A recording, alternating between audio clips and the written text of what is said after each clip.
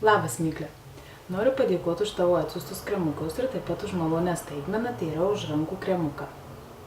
Mėginėlį. Štai, kaip jie atrodo. Juos gavau tokiam smagiam niniam maišelį, šventiniai pakuotėjai. Ir ką noriu pasakyti, dar labai poveikio tokio nepajutau, nes naudoju keletą dienų.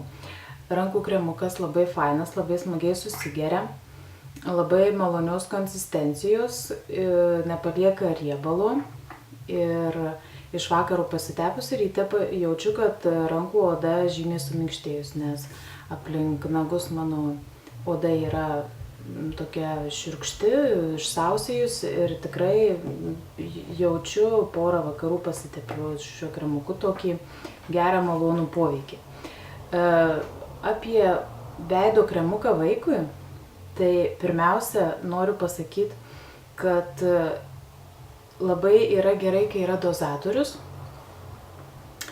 kai nereikia atidarinėti indelio ir kremas mažiau kontaktuoja su oru ir jisai ilgiau išlieka šviežias, geras.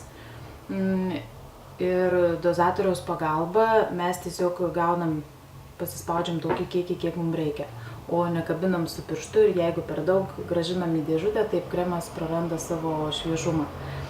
Tai va, vien dėl šito dalyko jis man patinka. Ir dar plus, atsikėlė mano mažiukas, bet aš greitai pabaigsiu. Ir dar noriu pasakyti, kad jisai labai gerai susigeria, nepalieka riebalinio sluoksnio, nes aš jį ir pati savo pabandžiau. Su vaiku ėjom į lauką, tai jam patepiau veiduką ir tikrai matėsi, kad odelė tokia, apsauginis sluoksnis toksai užsideda ir tikrai labai matėsi, kad vaikas gerai jaučiasi.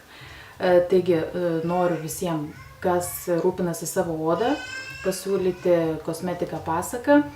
Susisiekite su Migle arba Facebooko paskyroje, arba jos tinklapį, susiieškokit ir tikrai rekomenduoju, naudokit, tepkitės, būkim gražus ir visą laiką draugaukim su gamta, nes jinai draugauja su mum. Ačiū ir iki.